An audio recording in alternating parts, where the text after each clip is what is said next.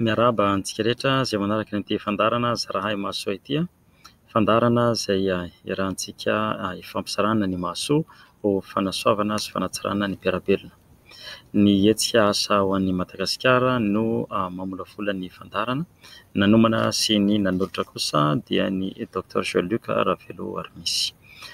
Fandarana faha 20 indray izany no androany izay miantsika ny lohateny hoe ireo fianarana ampitain-davitra avy amin'ny firenena amin'ny teny frantsay. Izay indray izany fandarana ataontsika anio izay toy ny fandarana izay efa natomboka omaly. Omaly moa isika izany dia resaka manokana ireo fandarana resantsika izany ny fanofanana na fampianarana na fakana diplôma amin'ny alalan'ny fampianarana ampitain-davitra. Ny anio izany tamin'ny fandarana fahafolo izany dia noresantsika ny antony anaovana azy, ny karazany, ny tombontsoa manao azy, ny mety faty antoka ihany koa. Fa ny anio kosa izany dia horesantsika bebe kokoa, idirantsika lalindalina izany iresaka manokana isika ny amin'ireo karazana fanofanana azontsika raisina avy amin'ny firenena mampiasa ny fiteny frantsay. Androany isika aloha izany tsy resaka diplôma mihitsy fa mbola fianarana fotsiny, mbola taranja. Io moa izany ilay niresahako tamin'ny omaly hoe misy karazany maro ilay izy, misy izany fianarana fotsiny azahoantsika faminona taranja, fianarana fahalalana fotsiny, tsy mitady diplôma izany. Misy indray izany sertifika, dia misy indray izany tena mitady diplôma mihitsy. Ka ny resantsika androany izany dia ireo karazana sy ireo toerana mety ahitantsika fianarana maimaimpoana na aloha vola fa amin'ny ampahany, ary misy moa izany tena aloha vola mihitsy. Fa ny maimaimpoana izany no ibahanantsika bebe kokoa androany, ary resantsika ny avy any amin'ny firenena mampiasa ny fiteny frantsay.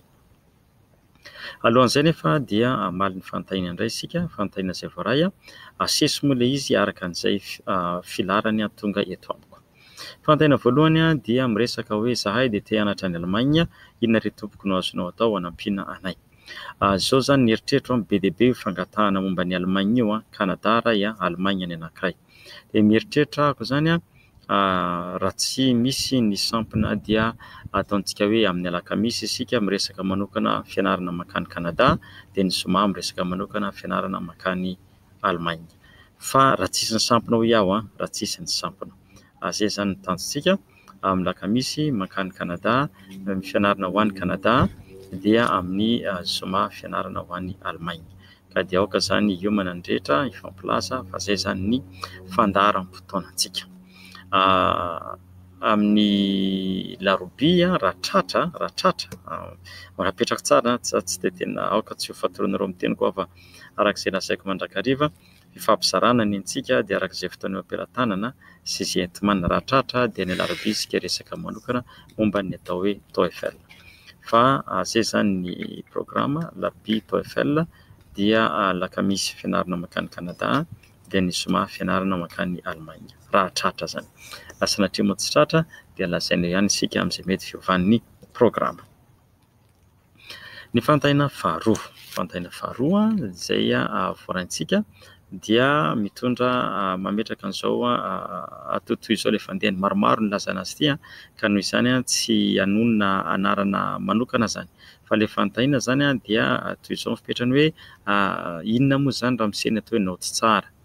Inona ny atao hoe naoty tsara? Dia ny naoty tsara izany dia naoty 720 amin'ny aotra, ary 720 amin'ny roapolo, azafady loza be, 720 amin'ny roapolo, izany 720 miakatra. Izay izany ny atao hoe naoty tsara. Ny tena ideal satria isika tady vatsim-pianarana dia naoty 720, 820, 920 amin'ny roapolo. Fa izao anefa, izao ilay izy. Raha sanatria ny vava ianao izany tsy manana an'izay, handeha atao hoe sanatriavina ladiny lela, tsy manana an'izay naoty izay ianao, dia ny eritreritro dia tsy dia atao mahakivy. Mety efa saka an'izay fa tsy atao mahakivy ilay izy satria nahoana? Ny antony dia izao: ny mombanao rehetra mantsy ny jeren'ilay anjerimanontolo, izay izany ilay ataontsika hoe profil. Ka ilay paikady ampiasaintsika amin'izy ity izany tsy paikady mifantoka fotsiny amin'ny naoty, fa paikady mifantoka amin'ny profil. Ka ny mombanao rehetra mihitsy izany no jeren'ilay anjerimanontolo izany. Ka ao izany naoty, ao izany ny taratasy milaza ny mombamombanao, io izany ilay atao hoe CV, fampahafantarana anao, dia ao koa izany ilay ataontsika hoe lettre de recommandation, taratasy izay avy amin'ny olona mahalala anao, Ary ny fahaefatra farany dia ilay antsointsika hoe ny lettre de motivation. Inona ny antony fidiananao an'ilay anjery manontolo na le lalam-piofanana. Ao anatin'ireo anefa mbola misy le fahadimy, le fitambarana izy rehetra, ohatra ny fomba namenonao ny fangatahana, ny fotoana natongava ny fangatanao. Ary misy anankiray izay tsy miankina aminao dia izay tsy voafehinao zay fa hoe firy ny mpianatra ao amin'io anjery manontolo, ianao ve ny malagasy voalohany eo ohatra, na ianao ve misy talenta manokana hainao, izay tsy ananan'ny hafa. Ka note zany fepetra voalohany izy io fepetra fototra, fa ny azy zany raha ohatra zany notinao zany tsy tsara, azo atao sakana angatahana izany raha ohatra ka manana zavatra tsara tolotra ary amin'ilay profil, ary amin'ilay mombamombanao zany. Ka ireo zany mitohy mantsy zao le fanontaniana hoe inona ny note tsara, dia ny fanontaniana faharoa mitateraka izay zany dia inona ary no ataoko fa raha ratsy ny notiko. Ny ataonao raha ratsy ny notinao ka maniry hanao fangatahana ihany zany ianao, dia any amin'le profil zany no atao tsara. Dia mety hanontany azy zany hoe ahoana raha misy ny fanaovana an'izany. Torohevitra ameko dia izao: tadiavinao le anjery manontolo dia tadiavinao an'ilay vatsim-pianarana raha misy vatsim-pianarana ao aminy. Raha tsisy eo zany dia izay hitanao fa misy manolotra vatsim-pianarana mifanaraka amin'ny lalam-piofanana, dia jereo avokoa le fepetra takiny. Dia jereo raha mahafeno ny andro tokony-dreo ianao, roa ampahatelondreo ny andro tokony-dreo ianao. Dia rehefa hitanao fa hoe mahafeno andreo ianao dia soraty tsara amin'izay ary zany ilay lettre de recommandation, ilay lettre de motivation, ny antony fidiananao an'ilay sekoly. Soraty tsara ihany koa zany ny CV anao, curriculum vitae anao, na ny laintsoandreo koa résumé somary misy fahasamihafany kely ihany mba hifanaraka amin'ny zavatra ilaina. Dia amin'izay fotoan'izay zany ianao dia mifaninana amin'ny alalan'ny profil fa tsy amin'ny noty. Inona ary no ahafantarana fa tsara na ratsy ny nataonao. Dia ny torohevitra ameko amin'io dia izao: raha iso le fangatahana iny zany dia manotadiava olona zay efa mahalala kokoa noho ianao zany, dia lazao azy tia ny fepetra'ilay anjery manontolo, tia ny fangatahako, mba azonao ampitahana hoe ahoana fijerinao azy io. Za moa zany dia tsy tehiteny nefa ny tehiteny. Tsy tehiteny hoe alefasa teo jereko satria sao dia tsy vitako ilay izy dia matinareo eo ahako afa baraka eto tsika mianakavy. So izy tena tsy mba nataony Ramose mihitsy ilay izy. Efa misy aloha voaraiko anankiroa mbola tsy vitako. Mikasa mitazy io zany ny anay moa zany taom-pianarana zao vao nanomboka anio androany alatsinainy moa zany manomana an'ity fandarana tolotra rapitsy talata ity. Androany anay ny taom-pianarana nanomboka, fa zao hojereko izy io ka dia ho alefako any aminao zany le nandefa azy. Fa azonareo alefa aty raha alefanareo aloha be, fa tsy voatery za rery koa anie, misy manam-pahaizana maro any an-tanàna mba hiangavio izy ireny, mba hijery, mba jereo raha angaty fa misy fangatahana tiako atao, ity le fepetra nangatahanareo, ahoana ny fahitanareo anazy, tady hevitra ho lahafa zany.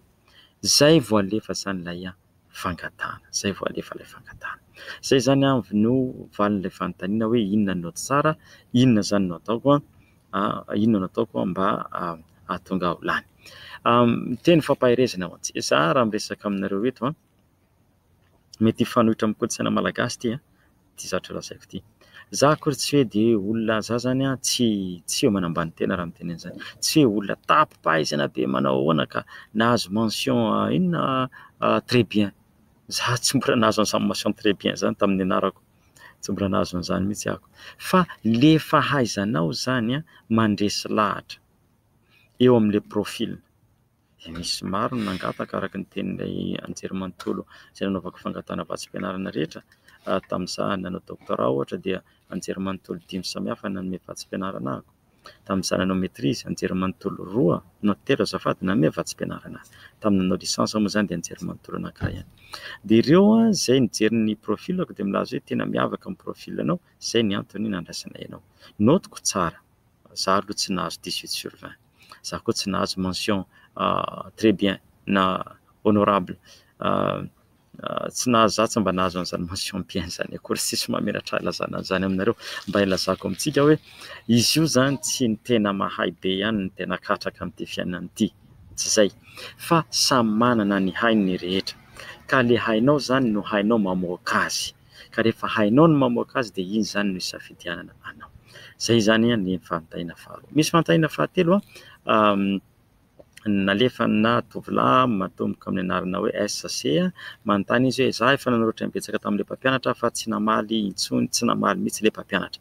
Ny torohevitra omeko satria zany zao raha ohatra aty États-Unis ilay sekoly na ny Canada nanoratanao dia zao fantatro ho an'io tovolahy io zany dia aty États-Unis ilay sekoly nanoratany avereno amin'izay manoratra izao satria miverina ampianarana daholo zany zay rehetra zao miverina an-tsekoly fa nandritra n'in'ilay ilay ataontsika hoe vakansa be iny zany iny lohataona iny dia sahirana tamin'ny fikarohana ny mpampianatra, sahirana amin'izay dia ataon'ny mpampianatra dia mety tsy nijery mailaka izy fa avereno alefa zany ilay mailaka anao dia lazao hoe efa nalefako taminao ihany izy ity fa mety tsy voajerinao dia mba miangavy atompoko mba jereo ty mailako ty na lazainao hoe averiko alefa ity sao dia tsy voarainao dia miandro mivalina avy aminao ako zany hoe avereno alefa ilay mailaka nalefanao teo aloha dia andrasantsika mivalina rehefa tsy mamaly amin'iny izy dia aleo mijery anjery manontolo hafa indray.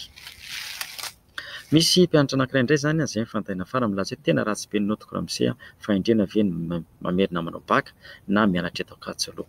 Torohevitro raha ohatra efa nahazo baka ianao ka efa eny Ankatso ataovy tsara ilay filera ataonao amin'izao, lalam-pihafanana ataonao amin'izao, atao izay azahoananao tsara na dia ilay taonao voalohany fotsiny aza dia manomboa mitady fatsim-pianarana amin'izay.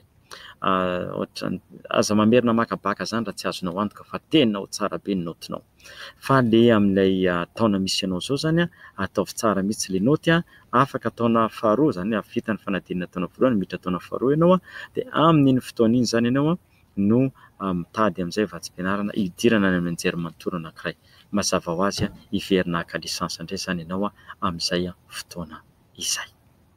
Izay indray zany ny fanontaniana ny valiana androany raha pitsindray mamaly ny hafa be dia be ho ilay fanontaniana raha ohatra moa zany tsy voavaly ny fantainao androany dia ny mba hiangaviako fotsiny dia zao aza sorenana tezitra ny anjara tsy midifo ny fiteny malagasy mbola ho avy ihany ny anjaranao fa valintsika araky ny filarany sy ny fisesehany ny fahafilarany ny tonga taty amiko zany ny fangatahana fanontaniana nalefantsika.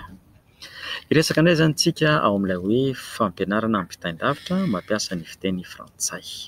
Omaly zany tanisaintsika daholo ny antony sy ny karazany fa androany dia resaka manokana ireo fampianarana ampitain-davitra amin'ny fiteny frantsay zany isika. Izy ireo zany dia misy karazany maro azo sokajiana 3 lehibe zany ho an'ireo izay mampiasa ny teny frantsay. Ireto avy zany no karazana fanofanana ampitain-davitra amin'ny teny frantsay. Misy zany ilay antsoina hoe MOOC. Io MOOC io aloha zany tsy ny frantsay irery manana an'io fa io zany ny atao hoe sokajy iraisam-pirenena momba ny fampianarana ampitain-davitra amin'ny teny frantsay. Massive ny anaran'izy io zany dia hoe Massive Online Open Courses. Massive Online Open Courses zany hoe io zany dia tahirim-pahalalana izay hita ao anatin'ny internet zany base de données hita amin'ny internet misy ny lisitry ny taranja rehetrarehetra taranja io tsy miresaka diplôma tsika eto fa taranja io dia misy ny lisitry ny taranja rehetrarehetra ao anatin'io dia ao zany ianao mitsipona izay taranja tianao ianarana. Ny karazany faharoa indray zany dia ilay antsontsika hoe SPOC, Small Private Open Courses. SPOC, Small Private Open Courses. Io indray zany dia atolotra na orinasa io na fikambanana io izay mivondrona misy mpianatra vitsivitsy ao anatiny ataontsika eo amin'ny 30 na 50 zany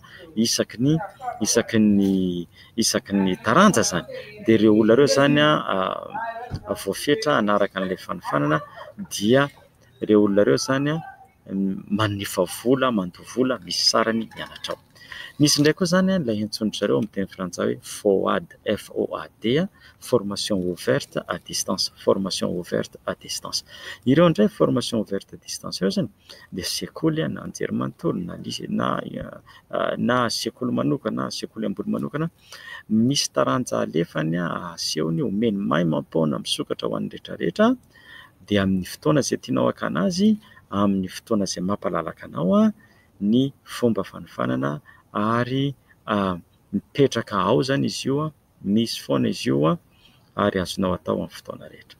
Ity FOAD ity zany ilay antsika formation ouverte à distance ity zany dia maro amin'izy ireo zany no azonao alaina azonao atao zany ny fiofananao dia ilay fiofananao zany azonao atambatra zany ny taranja zao ahatonga anao hanana diplôma anankiray any amin'ny farany. Zany fitambarana taranja maromaro zany le izy, dia le taranja maromaro ireo zany rehefa mitambatra dia azoazona diplôma anankiray. Ny dikom-bara amin'izay zany misoratra mihitsy ianao, misoratra anarana dia manao taranja tsirairay dia any amin'ny farany mahazo diplôma anankiray zany ianao. Ary ny sokajy fahavatra farany dia ilay antsointsika hoe tahirin-kevitra na tahirim-pahalalana, ressource numérique. Io zany mety ataontsika hoe horonan-tsary io, mety horonam-peo, mety fampiasana io, mety taranja ray amanontolo mihitsy io, na mety taridalana io. Vidéo, exercice, cours, quiz, guide, sy ny sisa dia ampitain-davitra io na azonao raisina amin'ny internet. Maro amin'izy ireo, ny ankamaroan'izy ireo dia maimaimpona ny ankamaroan'izy ireo. Ary ny antony hanomezany azy dia mba hahatonga antsika zany hanitatra ny fahalalantsika. Ny fahalalana anantsika mba mpitatra ny fahalalana, satria ny fahalalana rehefa mitatra dia mandroso ny olona. Zay eneny mahatonga antsika manao an'ity fandaharana ity. Fantahina tsy mety voavaliko ary tsy mety nifaliako hatramin'izay dia fa inona raha amin'izay tena mahatonga anao manao azy ity? Tsotra be ny antony. Isika zany dia misy an'ilay fitenin'ilay mpampianatra izay mahafinaritra. Izao fomba filaza azy: isika dia tsy mialina ny tary tafita. Isika tsy mialina ny tary tafita. Isika tsy mba manakana ny olona te handroso, fa ny anjarantsika aza mampirisika azy mba handroso. Fa rehefa mandroso ny rehetra dia tsy resahana intsony hoe inona indray ny atao fa sahirana ny atsy. Za tsy teny hoe atsy ambany avaratra, fa sahirana ry zareo atsy. Tsy zany intsony ny resaka, fa ny resaka atao dia ahoana indray no ampitombo ny efa ananana, ahoana no hanatsarana ny fampandrosoana. Ka isika rehetra miara-mandroso zany no tanjona. Dia izay mahatonga manao an'ity zavatra ity. Isika tsy mialina ny tary tafita, fa manosika ireo izay te handroso. Dia izay ny antony itony ilay antsontsika hoe ressource numérique itony, fampianarana ampitain-davitra itony, dia voakarin'ilay sekoly izy dia alefan'ilay izy zany, dia avoakany dia afaka mandray zany isika rehetra, afaka mianatra maimaimpona. Dia ireto zany misy vitsivitsy omeko anareo, azonareo jerena amin'ny internet. Fa zao aloha ity zany aloha efa fantaniana misy mamerimberina. Aiza ny fandaharana fahafito toa mbola tsy navoakanao amin'ny Facebook, fandaharana fahasivy, fandaharana fahafolo. Zao tiany faraika ambin'ny folo mbola tsy miseho ihany. Dia zao le izy. Za zany tsy manana mpitantsoratra, tsy mbola nahita mpitantsoratra anao azy maimaimpona, fa tsy maintsy nitenaka zany no mamolavola dia manolotra an'ilay fandaharana am-bava dia manoratra azy. Mbola tsy nahita mpitantsoratra io zany. Tsy hitako mbola tsy nahita olona hoe mba atao maimaimpona zany le izy. Izay mivady moa zany efa nifanaraka. Ity zany no anjarako manao an'ity maimaimpona. Dia anjara mivadiko indray mikarakara ny ato tokantrano, dia mifameno zany izay mivady. Dia ny vadiko zany tsy afaka manao an'ilay izy. Raha misy olona zany ary mivadiko aloha dia saorako dia manohana mihitsy amin'ity fandaharana ity, satria be izay fandaharana vokarina zay ary mandany fotoana ilay izy. Fa raha misy olona zany tianao mpitantsoratra, handray antsoratra n'ilay zavatra voalazako, dia avoakantsika mitariham-boky dia tena raisintsika tanandroa. Dia zao za tsy manana vola omena anareo atao karama, miala tsiny, fa maimaimpona daholo naovantsika azy, fa za kosa afaka manoratra lettre de recommandation tsara be ho anareo raha hangataka-asa ianareo na raha hangataka vatsim-pianarana ianareo. Zany hoe ataonareo antsoratra fitininareo zany ny votoatin'ny zavatra resahana eto isaky ny fandaharana, dia ianareo zany no mpitantsoratra manampy azy zany manao an'ilay fandaharana. Ny fankasitrahana tolotra anareo dia lettre de recommandation rehefa mangataka asa ianareo na mangataka vatsim-pianarana. Verenako zany le izy. Ohatra zany, ny frantsay zany dia misy an'ilay antsontsika MOOC frantsay. Dia izao zany raha mijerinareo amin'ny internet dia izao le adresy MOOC tsipika na trait d'union francophone teboka.com. MOOC tsipika trait d'union trait d'union dia francophone teboka.com. Ka ny raha zao tsy ilana tsiny fa eto an-tokotanin'ny fianarana no manao an'ilay fanoroana-peo, fangalana an'ilay feo dia avy ity ny oran'andro, dia mety tsy ho vita hatramin'ny farany izy ity fa ialako tsiny minitra vitsy ny sisa. Lasa aloha hoe zahako ihany aloha saromana ihany ny solosaina raha tafavoaka, minitra vitsy ny sisa, lasa andramantsika tohizina le izy. Le MOOC frantsay zany MOOC trait d'union francophone teboka.com. Dia rehefa mijery amin'ny MOOC frantsay io nareo be dia be anarivo ny taranja azonareo ianaranao maimaimpona. Maimaimpoana. Fa zao ny ilaina amin'ilay izy mila manana internet. Mila manana internet anareo maimaimpoana ilay fandarana. Mila manana internet maimaimpoana fandarana. Dia rehefa mitsofoka amin'ilay MOOC Trade Union francophone tebokacom ianareo dia misy sokajy isaky ny taranja ao. Dia misy karazany fomba hanaovanao azy. Na io zany ataonao amin'ny hoe internet, na io ataonao amin'ny hoe vidéo, na misy karazany be dia be dia mividy eo zany ianao. Dia mariako rehefa ampidirinareo ilay izy, vidinareo zao ny taranja. Ty zao ohatra miala tsiny raha henonareo ilay feo somary mitabataba fa nasiana cellophane ilay internet ty mba tsy ilay solosainantsika ty mba tsy ho lena. Ohatra zao kitianareo ilay bâtiment construction. Amin'ilay bâtiment construction zany ohatra dia lazainy eo ny karazana lalam-piofanana taranja azo atao. Dia misy eo asainy misoratra anarana. Dia lazainy hoe raha mila certificat ianao izy dia mandoha vola. Dia raha tsy mila certificat ianao dia fanamarinana fotsiny lazainy hoe vitanao ilay taranja. Dia anjaranao zany mifidy entanao fa mety aminao. Dia iny le safidy mety aminao iny zany no idiranao raha mandoha vola moa ianao dia mahazo certificat, tsy mandoha vola ianao dia taratasy fotsiny lazainy hoe nandray anjara ianao. Zany lefany aminao amin'ny adresy email anao zany. Zavatra atao zany miditra amin'ilay MOOC Trade Union francophone tebokacom ianao tafiditra ao ianao dia mifidy ny taranja izay tianao atao misafidy koa ianao na parcours libre zany hoe tsisy vola alohanao amin'ny fanofanana io dia ny ataonao zany mandray an'ilay taranja dia mianatra ianao dia any amin'ny farany misy an'izay ilay safidy izay hoe ianao ve anao certificat izay tsy maintsy andoavanao vola na ianao tsy anao certificat andoavam-bola fa hianatra fotsiny. Ohatra anankiray amin'ilay MOOC frantsay zany zay anankiray zay. Ary io zany tena betsaka indrindra be dia be mihitsy ny tahirin-kevitra na tahirim-pahalalana azonareo raisina ao. Zaho zao ohatra dia matetika mijery mihitsy ao amin'ny MOOC frantsay io zay ahafahana mianatra zavatra maro samihafa. Dia misy anankiray indray ity anankiray manaraka indray zany dia laintsina hoe FAN, France Université Numérique. FAN France Université Numérique. France Université Numérique. Io France Université Numérique indray dia misy lohahevitra na thème 10 ao anatiny. Dia ireo thème 10 ireo zany dia tsy misy fiam-potoana manokana anombohana fa arakaraky ny anolorany zareo azy. Tsy voatery volana septambra fa mety amin'ny fotoana ohatra amin'ny volana mars. Dia ao zany ianao mijery ny karazana fampianarana ihany koa taranja izay tianao ary azahoana certificat io ary azo io zany le karazany hoe azo atambatambatra azahoana diplôma. Tsy maintsy mamorona compte ao aminy zany ianao dia avy eo ianao rehefa misokatra le compte dia manomboka mianatra zany ianao. Io koa zany dia misy ny maimaimpoana, misy aloha vola amin'ny taranja io. Eto zany zao ohatra dia mahita anankiray zao resaka hoe qualité de vie au travail, service à la personne. Zay zao ny fianarana anankiray manomboka amin'ny 7 volana oktobra amin'ny titony ity. Misy koa le hoe les établissements recevant du public, enjeux et responsabilité. Zay koa zany zao taranja anankiray azonao arahana. Ohatra fotsiny zany ireo lazaiko anareo ireo zany.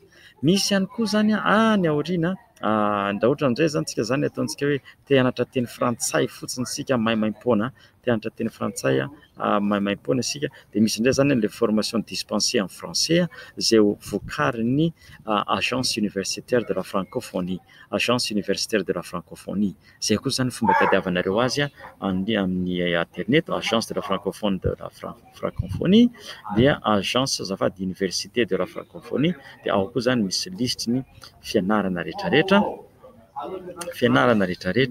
izay avoakany fitambaran'ny firenena mampiasa ny teny frantsay. Ny MOOC ny formation fanofanana distance anankiray indray dia misy indray zany ny MOOC MOCC zay miala tsiny moa veto tokotanin'ny anjerimanontolo manao an'ilay feo dia misy ankizy milalao ao ambadika ao. Dia misy zany reto izay azonao ianarana en ligne amin'ny teny frantsay. Misy ny atao hoe MOOC pour apprendre le français. Dia misy koa ny RFI savoir.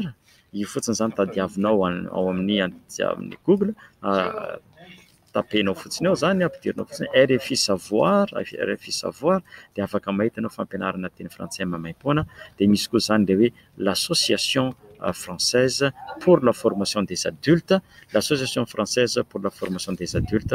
Ireo koa zany dia mampianatra teny frantsay maimaimpoana. Tahaka izay zany lisitra azontsika raisina ho an'io fianarana teny frantsay maimaimpoana io. Dia ny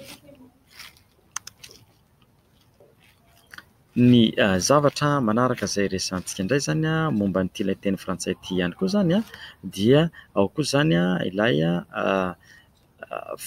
ilay avero kely le fianarana teny frantsay teo nisy sao dia tsy voaraintsika ho an'izay mandray noty mandra-pivoahany ity any amin'ny internet misy zany hoe MOOC pour apprendre le français, MOOC pour apprendre le français. Zay fotsiny tadiavinao zany en ligne.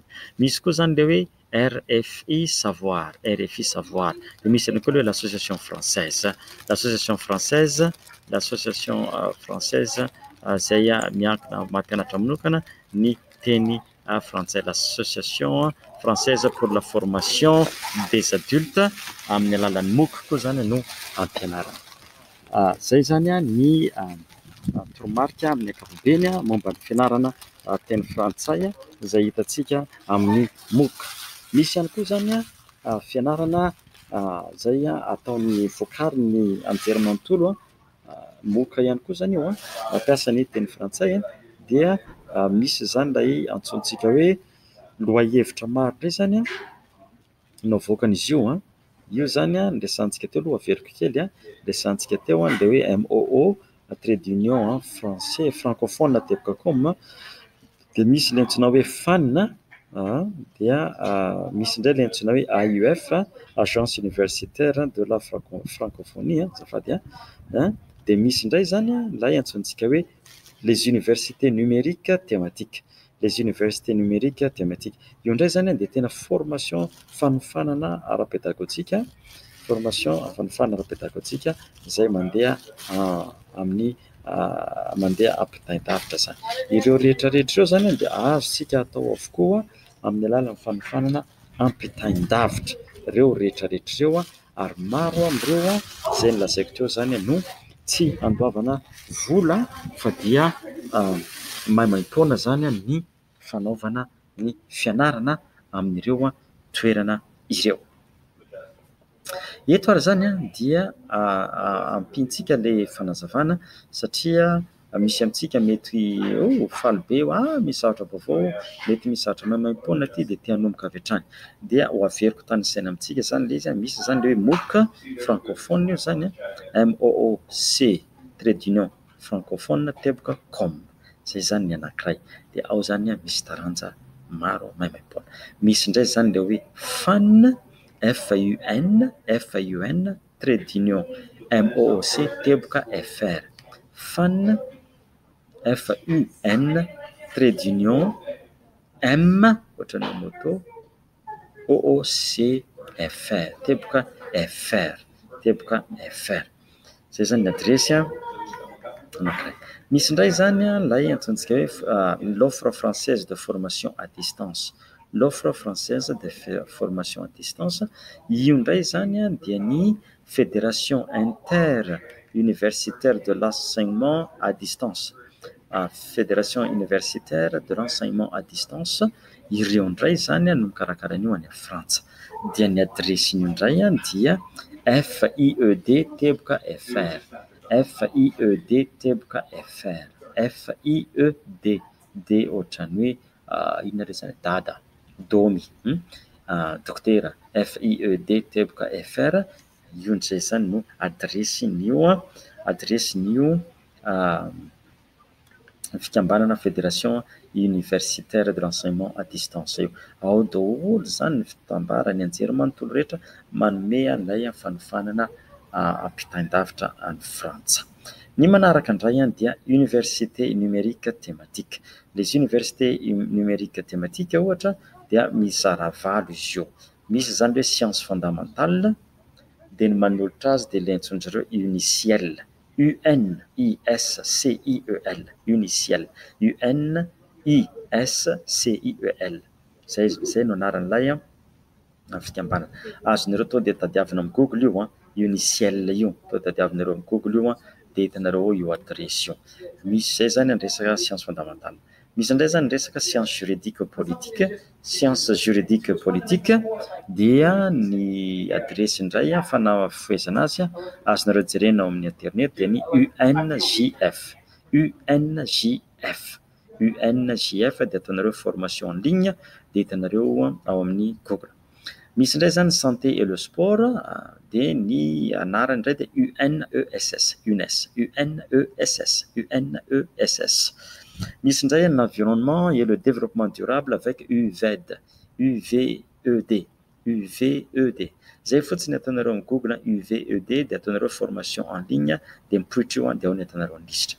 Misy indray zany ny économie sy ny gestion AUNEGE. AUNEGE AUNEGE. AUNEGE dia ataonareo formation à distance dia mivoaka eo amin'ny Google. Sciences humaines et les arts UOH. UOH. UOH. Sciences humaines et les arts dia ataonareo hoe formation à distance eo akaikiny dia hitanareo amin'ny Google. Sciences de l'ingénieur et de technologie avec UNIT. UNIT. UNIT dia azonareo eo koa hitanareo ny adresiny ataonareo akaikiny koa. Ataonareo fotsiny formation à distance dia ny farany Institut universitaire technologique IUT en ligne. IUT en ligne dia mivoaka eo ilay adresy. Santionany daholo reo omeko anareo zany. Misy fanofanana hatramin'ny 4:03 misy vidéo, misy devoir, misy fanomanana fanadinana ho antsika zay manao fanadinana any Frantsa reny. Anao fanadinana Frantsa dia ao ny azonareo maimaimpona an'izy fa ilay izy moa zany tsy maintsy mampiasa internet anareo ahafahana miditra aminy. Dia ilay anankiray zany ilay nilazaiko teo formation à distance vokarin'ny agence universitaire de la francophonie. Zay no ataonao agence universitaire de la francophonie dia asiana hoe MOOC eo akaikiny MOOC. Dia afaka mivoaka ny lisitra dia ny farany moa zany ilay nilazaiko anareo teo ilay fianarana teny frantsay efa nomeko teo aloha zany lisitra. Izy ireo rehetra eo zany dia misy fanofanana maimaimpona avokoa zay ampitomboana ny fahalalana ny sandan'ilay izy dia mampiasa internet. Fanampin'izay nefa aloha dia azo atao ny mampidina zany hoe arakaraka ny safidimenao fa misy amin'ireo mamela anao maka tahiry ilay fanofanana ao amin'ny solosainanao dia jerenao foana avy eo ahafahanao mianatra miadana. Zay zany aloha ny fandarantsika androany efa lasa dia lasa ny fotoana ialana tsiny be amin'ny tompon'ny fandarana Z radio télévision amin'izy ity tena ifonana re Andriamatoa député fa nihoatra be ilay fotoana azafady indrindra dia ny manarak'izay eto aty tokotanin'ny Anjerimanontolo manao azy dia somary misy feo badika mitabataba ialana tsiny be dia be ihany koa tratran'ny orana dia somary mety mahenorana ianareo zany dia ny farany dia zao ho apetratsika ao amin'ny tarim-boky ireo tahirim-pahalalana rehetra ireo rehefa vita ezahako vitaina ilay izy dia avoaka eo ao nareo maka ny adresy feno. Ny fomba ifandraisantsika toy ny mahazatra dia ny Facebook groupe Zarahay Mahasoa. Zarahay Mahasoa ao isika no mifandray dia afaka mangataka namana ihany koa zany ianareo izay mbola tsy namana ahafahana mahazo an'ireto tahirim-pahalalana ireto ary ihany koa ilay tarim-boky Joël Luc Ravelor misy dia efa feno tsy afaka mandray olona intsony fa ao amin'ilay groupe zany ianareo miditra. Dia misaotra antsika rehetra nanaraka ny fandarana hatramin'ny farany. Fandarana nomany ny hetsika ho an'i Madagasikara namboarina sy natolotry Dr Joël Luc Ravelor misy miaraka amin'ny fiaramiasa amin'ny AZ radio télévision. Misaotra ny teknisiana nampitany feo mankasitraka tompoko lahy ary misaotra indrindra tompoko vavy Rampitso Indray.